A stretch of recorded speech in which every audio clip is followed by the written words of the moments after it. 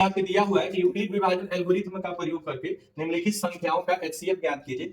HCF वो सबसे बड़ा मान होता है जिससे दोनों संख्याएं पूरी पूरी क्या होती है, विभाजित होती है। इसका पूरा नाम हाईएस्ट कॉमन फैक्टर होता है। तो सबसे पहले आप जानते हैं चूंकि ए इज ग्रेटर देन क्या होता है, बी होता है, इसलिए इन दो संख्याओं में जो बड़ा होगा वो ए का मान होगा। तो ए का मान कितना हो जाएगा, 225 हो जाएगा, तथा बी का मान जो होगा वो कितना हो जाएगा, 135 हो जाएगा। अब यूक्लिड विभाजन एल्गोरिथ्म क्या है, तो यूक्लिड विभाजन एल्गोरिथ्म है ए बराबर पी क्यू प्लस आर। ठीक है, जहां पे कंडीशन होता है कि आर का मान 0 से बड़ा या बराबर होता है तथा बी से क्या होता है, छोटा होता है। अब यहाँ पे मान रख देंगे, जो बड़ा मान होता है वो ए का मान होता है और जो छोटा मान होता है वो बी का मान होता है। तो ए का मान कितना हो जाएगा, 225 हो जाएगा, और बराबर बी का मान कितना हो जाएगा, तो बी का मान 135 हो जाएगा। ठीक है, ए का मान बड़ा होता है और बी का मान छोटा होता है, तो 135। अब इसमें गुणा करना है कि या तो 225 आना चाहिए या तो 225 से कम होना चाहिए। जिससे आप भाग देते हैं कि भाग, जैसे इससे भाग देना इसमें, तो या तो इसके बराबर आना चाहिए, इससे कम आना चाहिए। तो यह 135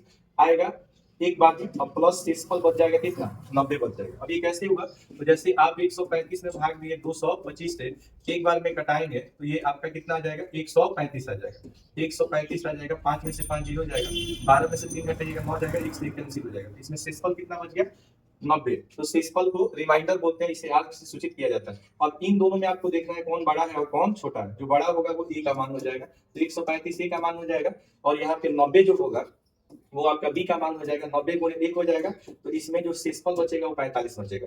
इस दोनों में अब आपको देखना है कौन बड़ा है, तो 90 बड़ा है तो ए का मान हो जाएगा, 45 छोटा है तो बी का मान हो जाएगा, और ये 45 गुणे कितना हो जाएगा, तो 2 हो जाएगा। 45 गुणे 90 शेषफल कितना हो जाएगा, 0 हो जाएगा। तो यहाँ जो 45 है ये बी का मान है। तो एचसीएफ जो होता है, एचसीएफ जैसे कितना कितना का निकालना है, 135 का, और किसका निकालना है, 225 का। तो एचसीएफ हमेशा याद रखिएगा कि एचसीएफ बी का मान ही एचसीएफ होता है। तो बी का मान कितना है, 45, तो इसका एचसीएफ कितना हो जाएगा, 45। 45 वह संख्या है जिससे ये दोनों संख्या पूरा पूरा क्या होगा, विभाजित होगा, और 45 ही इसका एचसीएफ हो जाएगा। एचसीएफ हमेशा बी का मान होता है, याद रखिएगा। एचसीएफ हमेशा क्या होता है, बी का मान होता है। क्वेश्चन पूछेगा यूक्लिड विभाजन एल्गोरिथ्म क्या है, तो यूक्लिड विभाजन एल्गोरिथम जो है, दो या दो से अधिक धनात्मक पूर्णांकों का एचसीएफ परिकलित करने का क्या है, तकनीक है। ठीक है, यूक्लिड विभाजन एल्गोरिथम बराबर होता है ए बराबर बी क्यू प्लस आर, जहां आर का मान 0 से बड़ा या बराबर और बी से छोटा होता है। ए की जगह पे हम लोग लिख देंगे 38220 बराबर बी का मान कितना हो जाएगा, बी का मान 196 है। बी का मान कितना है, 196। 196 को 195 से गुणा कीजिएगा तो 38,000 कितना आ जाएगा, 220 आ जाएगा। तो इसमें जो बी का मान होगा वही एचसीएफ हो जाएगा। बी का मान क्या हो जाएगा, एचसीएफ हो जाएगा। बी का मान क्या होता है, एचसीएफ होता है। किसका किसका, तो 196 और किसका, 38,220 बराबर कितना लिख देंगे, बी का मान कितना है, 196। तो यही आपका क्या हो जाएगा आंसर। तो ये दूसरा क्वेश्चन था, 196 और 38,220 का एचसीएफ क्या होगा। तो ए और बी में क्या होगा, ए बड़ा होता है और बी छोटा होता है। ठीक है, क्योंकि क्या होता है, याद रखिएगा, ए इज ग्रेटर देन क्या होता है, बी होता है। तो ए 38,220 हो जाएगा और बी 196 हो जाएगा। 195 बाद में ये पूरा पूरा कट जाएगा। आप जैसे 196 को 195 से गुणा कीजिएगा तो ये 38,220 आ जाएगा। जैसे देखिए 5 छक 30 हो जाएगा, 3 हो जाएगा, 9 बचे 45 और 3 48 हो जाएगा, 4 हो जाएगा, 5 एकम 5 4 9 हो जाएगा, 9 छक 54 हो जाएगा, 5 हो जाएगा, 9 81 5 86 हो जाएगा, 8 हो जाएगा, और 9 एकम 9 8 17 हो जाएगा। ठीक है, उसी तरह ये 196 हो जाएगा। इसको देखिए ये 0 हो जाएगा, 8 और 4 12 हो जाएगा, 2 1 हो जाएगा, 6 6 12 और 9 21 1 22 हो जाएगा, और 9 7 16 और 16 1 7 9 7 कितना हो जाएगा, 16 16 2 18 हो जाएगा, और यहाँ 1 1 2 1 3 हो जाएगा, 38,220 हो जाएगा। ठीक है, तो ये दूसरा क्वेश्चन था। अब तीसरा, ठीक है, विभाजन एल्गोरिथम